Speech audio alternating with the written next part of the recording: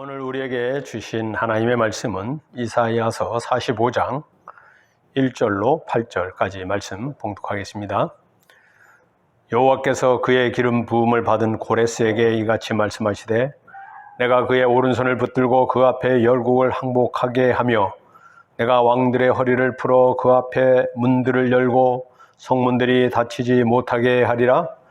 내가 너보다 앞서 가서 험한 곳을 평탄하게 하며 논문을 쳐서 부수며 쇠빗장을 꺾고 내게 흑암 중에 보화와 은밀한 곳에 숨은 재물을 주어 내 이름을 부르는 자가 나 여호와 이스라엘의 하나님이신 줄 네가 알게 하리라. 내가 나의 종 야곱 내가 택한 자 이스라엘 곧 너를 위하여 내 이름을 불러 너는 나를 알지 못하였을지라도 내게 칭호를 주었노라.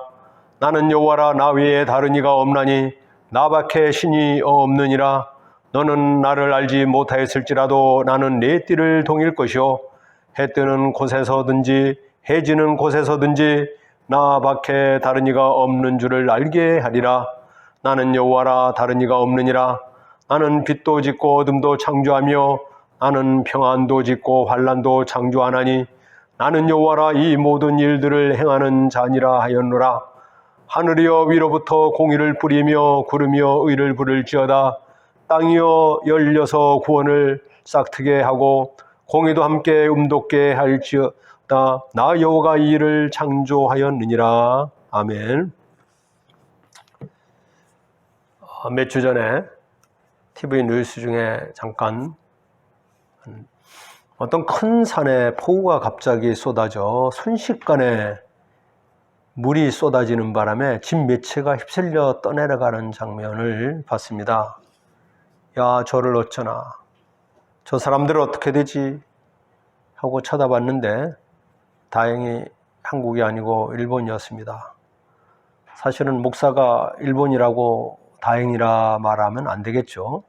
사람이 살고 죽는 일인데 그래도 사고는 이미 벌어졌고 한국이 아니고 일본이 다행인 건 사실입니다.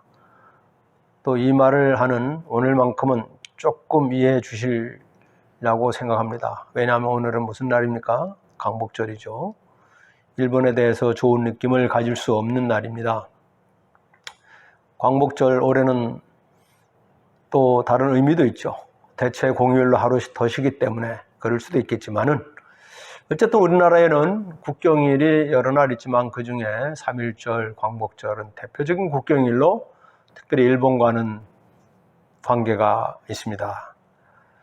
이미 100년 전에 그리고 75년 전에 일들이어서 우리의 기억에도 없고 기억에도 사라지기 쉬운 일이지만은 그날의 특별한 역사적인 교훈을 절대 잊어서는 안 될 것입니다.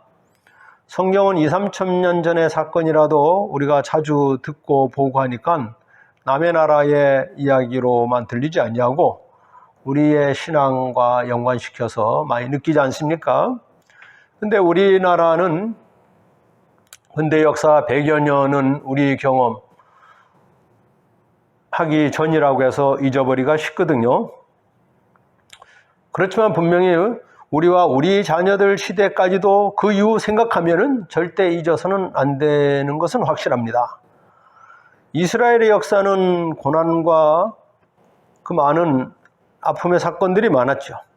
출애굽의 역사에서부터 바벨론의 포로 생활 그리고 귀환하면서 수백 년 후에 예수님이 탄생하시고 예수님의 십자가와 부활 그리고 결국 이스라엘이 AD 70년에 로마 디도 장군에 의해서 완전히 무너지지 않습니까? 그런 연유에 1900년이 지나서야 1948년 이스라엘의 나라를 회복하는 과정을 우리는 알고 있습니다. 그들이 바벨론의 포로로 끌려갔을 때에 고레스 왕이 칙령을 내려서 귀환하게 하죠. 바벨론은 페르시아의 멸망을 당함으로 인하여 페르시아의 왕 고레스가 이 칙령을 내리게 되죠. 그때 1차 포로에서 귀환한 사람들은 스룹바벨의 인도하에 5만여 명이 귀환합니다. 2차 때는 에스라의 인도하에 귀환하면서 그때는 특별히 율법을 다시 세우는 중요한 상황을 보게 됩니다. 3차는 느헤미야의 인도 속에 돌아와서 성벽을 재건하는 역사를 우리는 보게 됩니다. 다시 짚어보면 이스라엘 사람들은 귀환하면서 성전을 재건했어요. 근데 한편을 생각하면 모든 이스라엘 사람들이 다 끌려간 건 아니거든요. 거기 남은 자들이 있었어요. 끌려가지 않고 남은 자들이 있었고, 근데 이스라엘이 다시 이 성전을 재건하고 성벽을 쌓고 하는 것은, 다시 신앙을 회복하고 하는 것은 누구들을 통해서 이루어졌냐? 남은 자들은 오히려 그들이 계속 그 자기 땅에서 억압을 받고 착취당하고 이러지는 않았기 때문에 먹을 것은 별로 없고 그랬지만 그래도 어느 정도의 자유롭게 생활했던 사람이잖아요. 포로로 끌려간 사람들은 신앙의 자유도 잊어버리고 그들의 지배를 받았고, 그렇기 때문에 옛적에 그들이 하나님을 잘 섬기지 못했던 날들을 생각하며 회개하고 조국에 언제나 돌아갈 수 있을까 눈물로 그리워했던 사람들이에요. 하나님이 주시는 우리의 땅 조국을 그리워하면서 바벨론의 강가에서 눈물을 흘리며 옛날의 믿음과 은혜를 지키지 못했던 그들의 삶을 자복하는 이런 마음을 가졌어요. 자, 남은 자가 있었고 돌아온 자가 있어요.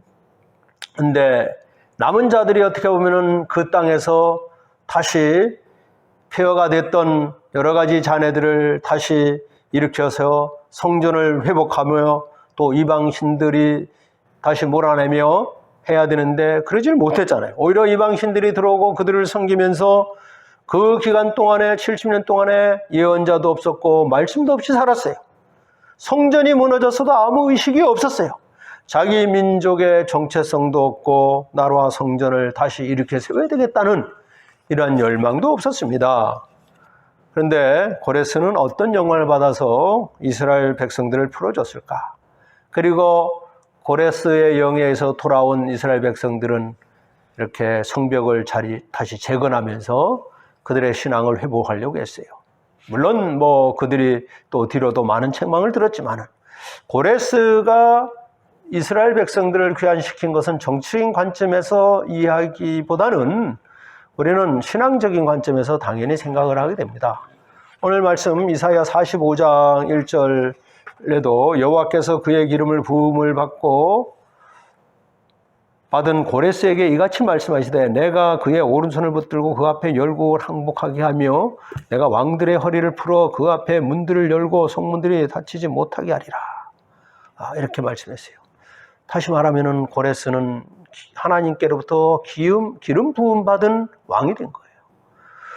그의 오른손을 붙잡아 주면서 44장 28절에는 고레스는 나의 목자라고 말씀했어요.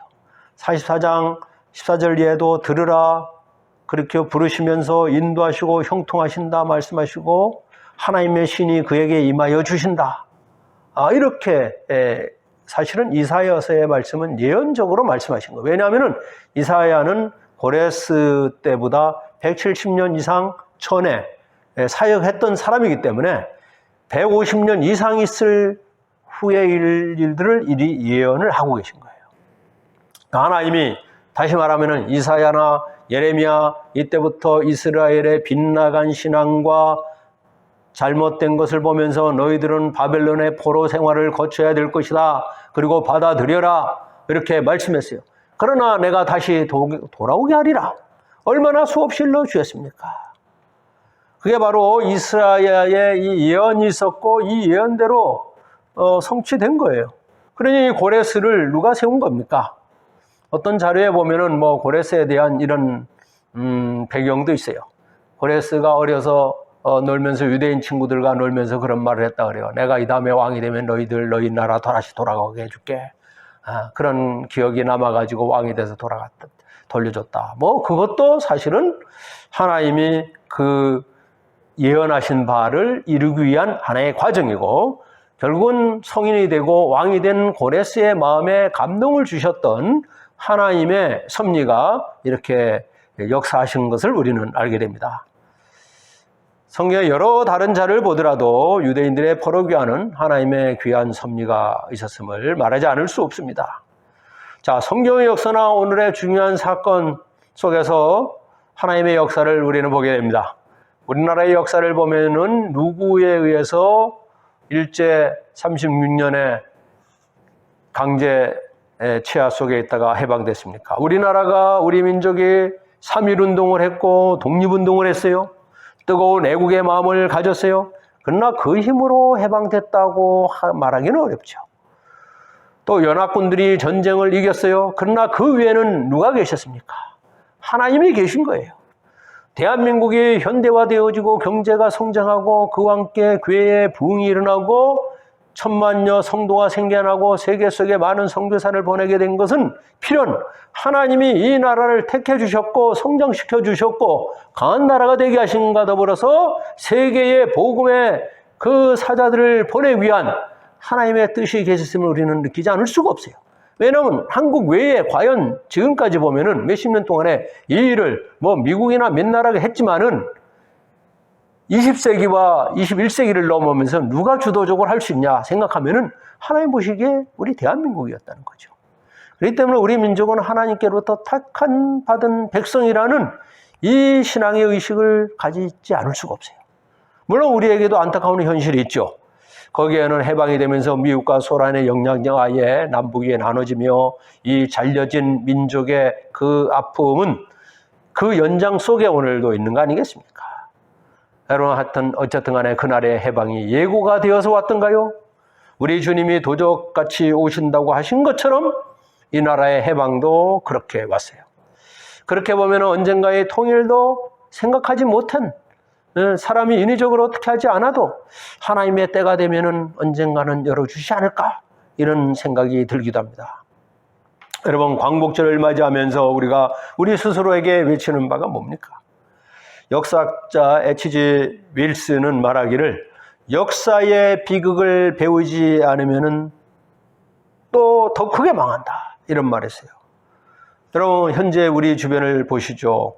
우리 주변에 중국, 일본, 러시아, 위로 북한, 멀리 미국.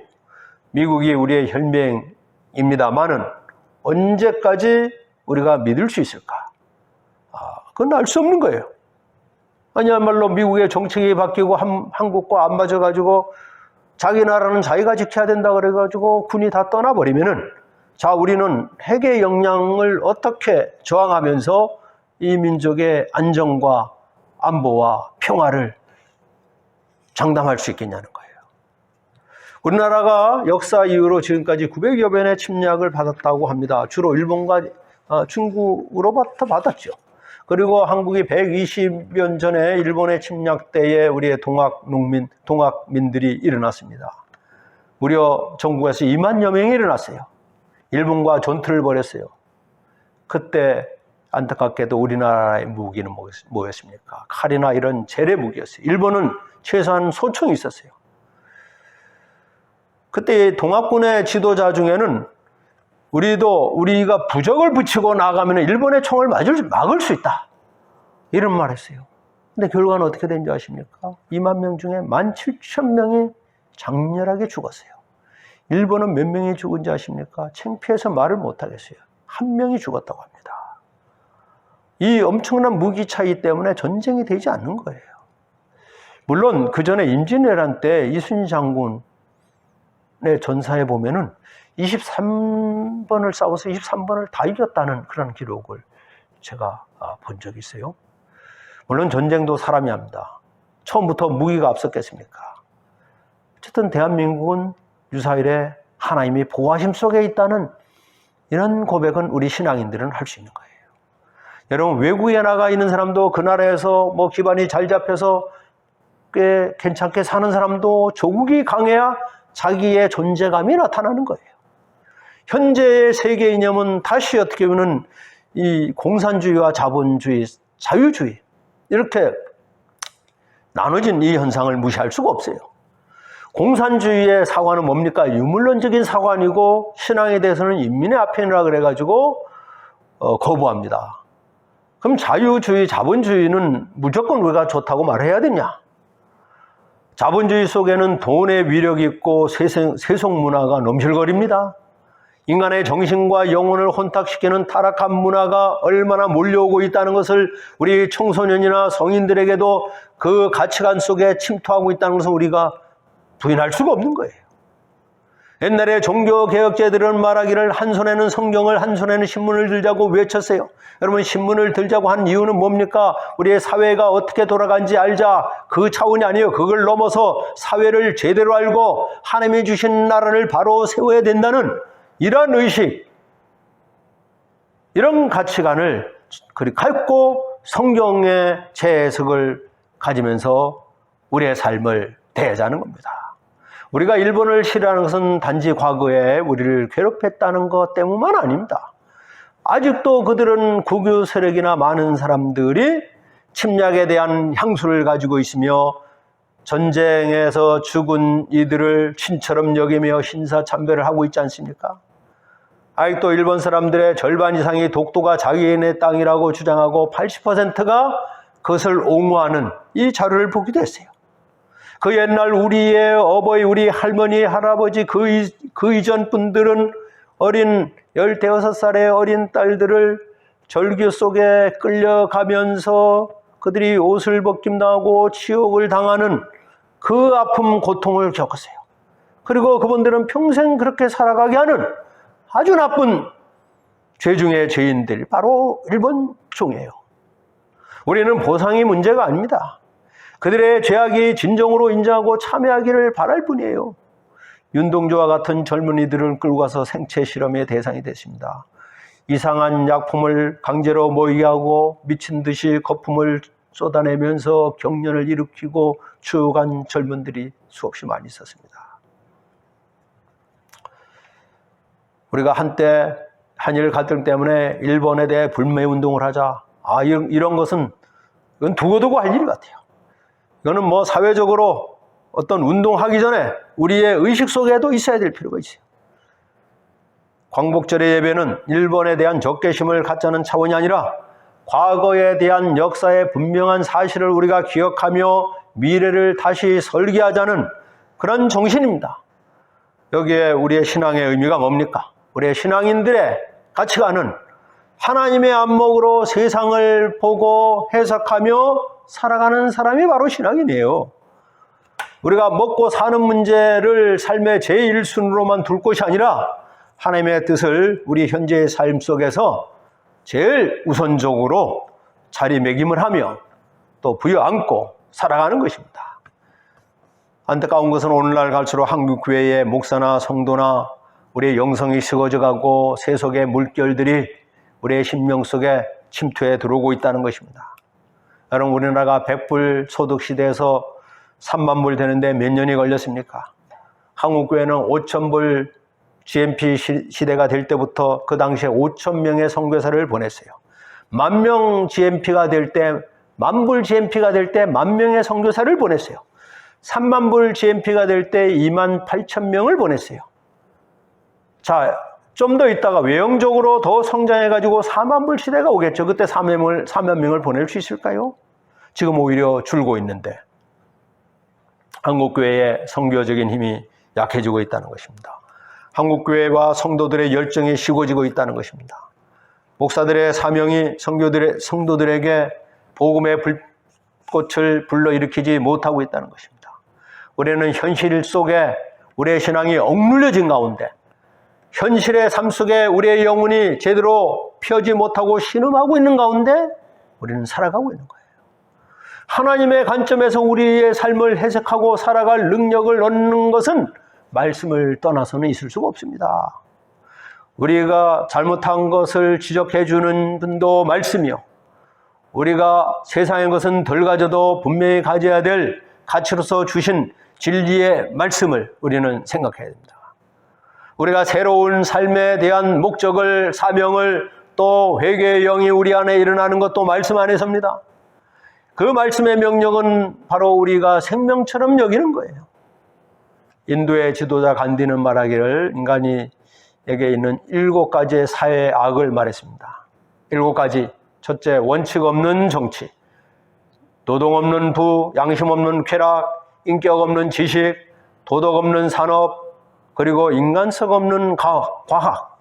그리고 중요한 게 하나 있습니다. 희생 없는 그리스도인. 왜 그리스도인을 거기서 짚었을까? 어쨌든 우리는 이 7번째를 생각해야 될 것입니다. 우리들에게 나라를 지키는 군인에게, 정치인에게, 학자들에게 국가를 위해서 우리가 어디까지 희생을 하겠다. 국가가 겪는 문제를 내가 걸머지겠다라는 이 정신을 얼마나 가지고 있을까요? 우리가 이만큼 누리고 있는 이 자유는 어디서부터 온 것입니까? 생활적인 자유보다 더 중요한 우리의 영적인 자유의 삶을 하나님께로부터 우리는 받았어요. 죄를 이기는 이 권세를 하나님께로부터 받았어요. 그리고 그리스도의 십자가의 사랑과 부활의 능력, 이 믿음을 하나님이 우리에게 주셨어요. 그 안에서 우리가 살아가야 된다는 것을 말씀을 통해서 들려주시고 알게 하여 주셨어요. 그리고 그렇게 사는 것이 믿음의 사람의 삶이라는 것을 우리에게 깨우치셨습니다. 믿음의 능력을 성령을 통해서 하나님의 역사를 통해서 그리고 예수 그리스도의 십자가와 죄와 죽음을 이기신 부활을 통해서 우리에게 보여주셨어요. 그리고 믿게 하여 주셨어요. 내가 내 안에 있는 믿음을 내가 일으켜서 하나님 앞에 나아간 것이 아니라 하나님이 나를 찾아주시고 우리의 죄조차도 회개하기 전에 용서하시고 씻어주신 우리 주님의 사랑 앞에 우리는 살아가고 있는 거예요. 하나님의 사람으로 살 수 있는 뜨거운 믿음의 가슴을 우리에게 주셨습니다.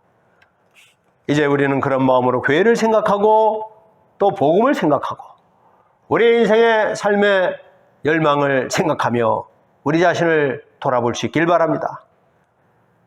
지금 우리 나와 사회의 상황들은 참으로 염려스럽고 불확실한 것이 한두 가지가 아니죠. 우리가 먹고 살기 위하여 하루하루를 분주하게 보내고 한 달 후, 1년 후를 생각하며 열심히 나름대로 계획을 세우지만은 더 궁극적인 우리의 인생의 목표와 목적은 어디서 찾아야 되겠습니까? 여러분, 운전을 해도 초보 때는 앞만 바라보잖아요. 앞만 바라보면 옆을 뒤를 볼 틈도 없어요. 멀리도 볼 틈이 없어요. 그러나 좀 더 경험이 많아지면은 멀리도 바라보게 되고 경치도 보게 되고 좌우를 살피며 심지어 백미러로 뒤도 바라보게 됩니다.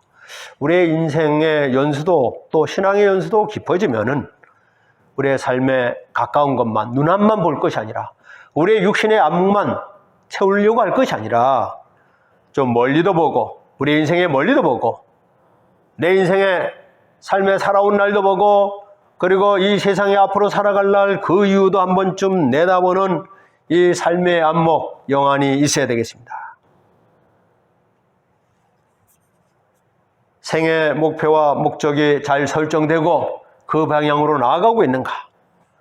그리고 나의 앞만 바라볼 것이 아니라 다음 세대가 감당하고 걸머질 우리가 이 세상 사는 이후에 이 나라, 이 사회 또 한번 생각하면서 한국교회의 미래도 한번 생각하면서 우리에게 주셨던 이 피눈물 나고 이 땀 흘려 뿌렸던 복음의 역사가 어떻게 이 땅 위에 다시 꽃이 피며 다시 일어날 수 있을까? 세계 속에 우리 대한민국에 주신 하나님이 기대하셨던 이 고귀한 사명을 세계 속에 어떻게 다시금 일어나며 나아가며 전할 수 있을까? 우리가 섬기는 사회가 되고 교회가 되고 우리가 신앙을 자신 있게 담대하게 전함으로 인하여 멀리 보지 못한 사람들에게 삶의 시야를 열어주는 그들의 영혼에 다시 생명이 솟아나게 하는데 우리의 언어와 우리의 삶이 쓰임받길 원합니다. 그뿐 아니라 우리의 신앙인들은 세상 살아가는 동안에 우리가 속한 우리 조국 대한민국이 있으며 또한 또 하나의 나라가 있죠. 영원한 하나님 나라. 우리가 가야 될 이 천국 하나님 나라가 우리에게 있는 거예요. 어떤 의미에서 보면 우리 몸이 거하는 이 나라 조국 대한민국은 한시적인 우리의 나라며 하나님 나라는 궁극적으로 영원히 거할 아버지가 우리에게 주시고 함께 하실 그 나라입니다. 같은 세상을 살더라도 보는 관점이 다른 거예요. 영원한 나라 하나님 나라를 지향하고 살아가는 사람들은 이 땅에 살아가면서 살아가는 자세가 다르고 가치가 다르고 사람들을 대하는 것이 다르고 자기 인생을 사용하는 것이 달라지게 되는 거예요.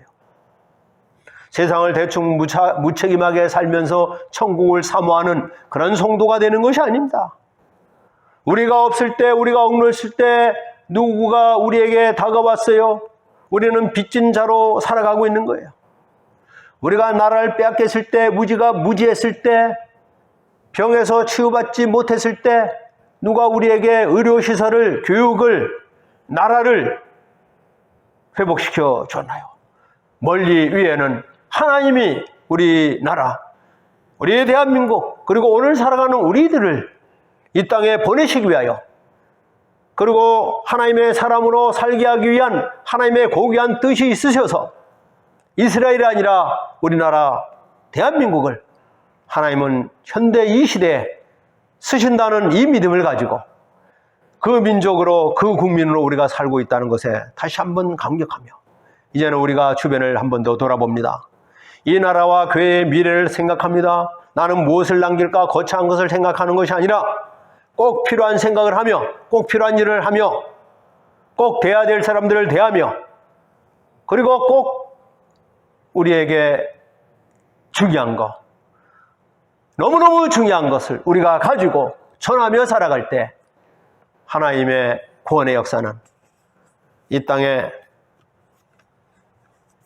진정한 해방과 자유와 그리고 하나님의 백성으로서 천국을 향하여 나아가는 이 민족이 되게 하여 주실 것을 믿으며 하나님의 은혜가 저와 여러분의 가정 속에 다음 세대까지 온 나라 이 민족에게 임하여 주시기를 간절히 기원합니다. 기도하겠습니다. 우리의 생명을 주관하시고 이 민족을 사랑하시는 아버지 하나님, 이 민족의 역사를 돌아보면 우리가 직접 경험하지 못했던 그 날들 속에서도 참으로 험하고 험난한 세월들을 겪었습니다. 꺼져가는 촛불처럼 희미했던 나라의 기운을 바라보며 눈물로 기도했던 우리 조상들이 있었습니다. 자기의 생명을 내어놓으면서 조국의 독립을 위해서 그 먼 땅에 가서 젊음을 바쳤던 우리 선조들이 있었습니다. 주여, 우리는 어떻게 보면 안일한 가운데 살아가고 있습니다. 편안한 가운데, 자유로운 가운데 살아가고 있습니다. 이 자유가 하나님이 주신 자유를, 죄를 이기고 불의를 이기고 진정하게 복음 앞에 쓰임받는 이 자유가 되게 하여 주옵소서. 우리의 가정을 세우고 우리 후세들이 다시금 복음에 단정을 하면서 하나님 앞에 귀하게 인정받을 수 있도록 저들을 불러주시고 사용하여 주시옵소서. 이 나라를 지켜주시고 우리 조국 대한민국이 다시 한번 세계를 향하여 이 코로나를 이기고 이 물질을 만능의 세대를 이기며 복음의 발길을 내디딜 수 있도록, 복음의 불빛을 지필 수 있도록 주님 역사하여 주옵소서. 우리 주님 예수 그리스도의 이름으로 기도드리옵나이다. 아멘.